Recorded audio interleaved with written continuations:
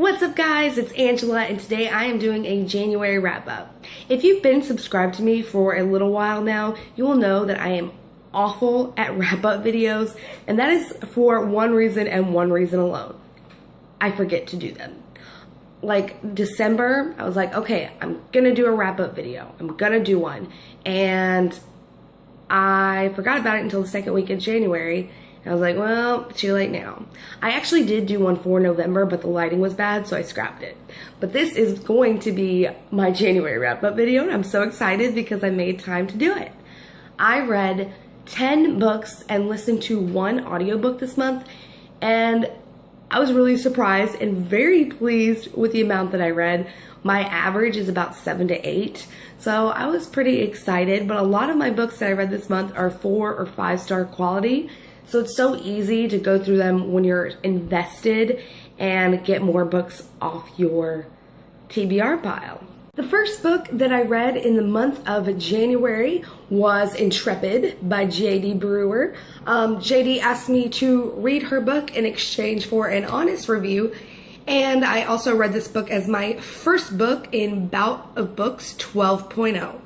I gave Intrepid a 5 out of 5 stars. I thought the plot was very unique and I really enjoyed the story, and I cannot wait for the sequel. The second book this month would be Eon by Alison Goodman, also read for Bout of Books 12.0. I gave this book a 4 out of 5 stars. I thought it was really great, intriguing. I love dragons and I really enjoyed it, and I cannot wait to read Iana, which is sitting patiently on my bookshelf. This book that I read in January was Reckless Magic, and I got this as an ARC copy on my e-reader, and to be honest with you guys, I did not like it. I thought it was very similar to your typical YA story with magic, and for this reason I gave it a 3 out of 5 stars. I thought the writing was decent, but I mean, it wasn't anything to jump over the moon about, and I could not wait to get done with it. I kind of skimmed a few pages. I know you guys do this. Don't judge me. I know. Moving right along, the next book is The Storied Life of A.J. Fikry. I have heard a lot of people talk about this book, and I am so glad I picked up a copy of this book, which I gave a 5 out of 5 stars to. This book made me cry. Hardcore alligator tears cry. It was ugly cry. It wasn't even like just a couple tears. No, it was full on meltdown cry. You think you're reading a story about one thing and it's so sweet and moving, and then it totally turns on you. And it's still sweet and moving, but it will make you very emotional. And I was not expecting that. So good on you, Gabrielle Zevin. Wrapping up Bout of Books 12.0 is Esther, A Royal Beauty by Angela Hunt. I was sent this book for review from Bethany House, so thank you so much. To be honest, when I first got it, I was a little skeptical. It is a biblical fiction set in the time of King Xerxes, and I don't really read stuff from that particular time in history. I love World War II stuff. But I really liked it. I thought it was very intriguing.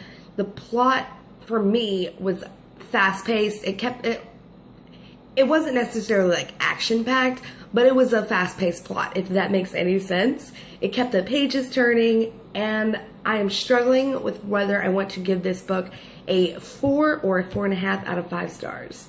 But this cover is simply gorgeous, and it matches the book really well. The next book is a book that I've heard a lot of booktubers talking about, and it would be The Ocean at the End of the Lane by Neil Gaiman. To be completely honest, I did not like this book at all, one bit. I'm giving it a 3 out of 5 stars. I thought Neil Gaiman's writing was superb. I really enjoyed that aspect of it, but I just did not like the story. I couldn't get into it, and thankfully this is a really short book, or I would have just slapped a big old do not finish right on the cover of this. I don't know if it was just the wrong time of the month for me to read it. I'm gonna try in the next few months to get back to it and see if my opinion on it has changed at all, but I don't know. I just did not like it this time around. So for the second readathon that I participated in this month, which would be RibSat or Read Your Bookshelf-a-thon, I picked up The Truth About the Harry Quebert Affair by Joel Dicker.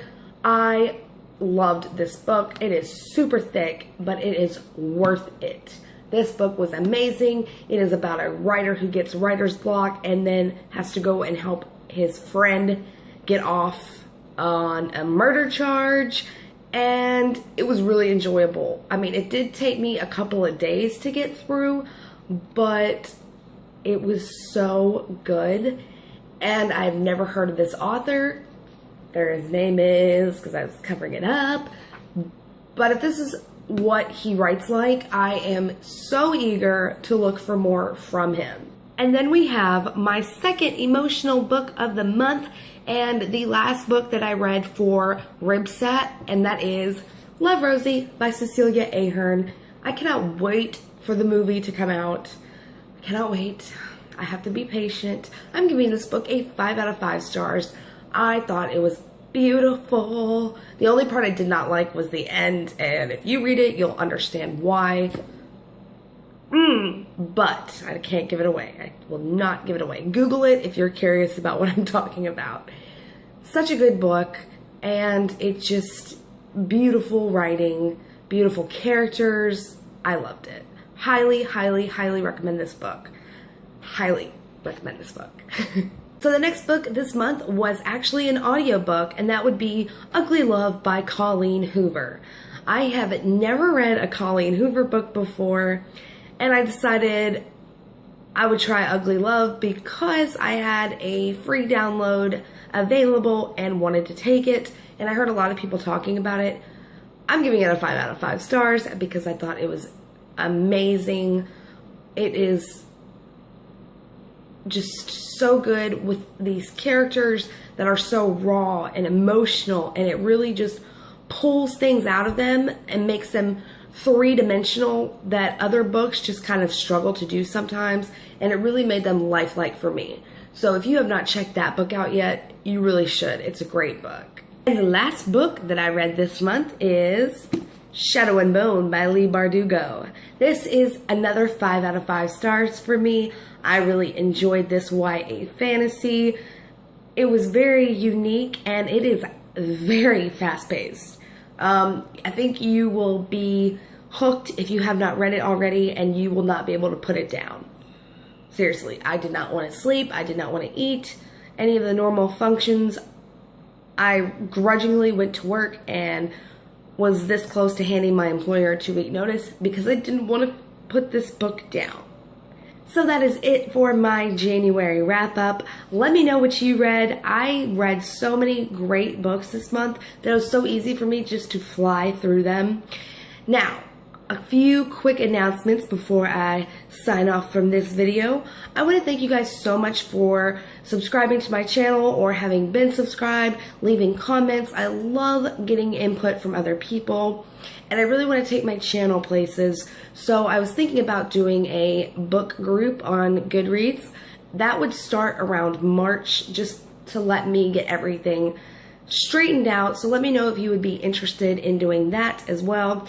And stay tuned to my channel because I have some really good stuff coming for you guys, like giveaways and other fun stuff. So that is it for this video. Thank you so much for watching. Leave what you read this month down below or post a link to your own video. I would love to watch it. Until next time, bye.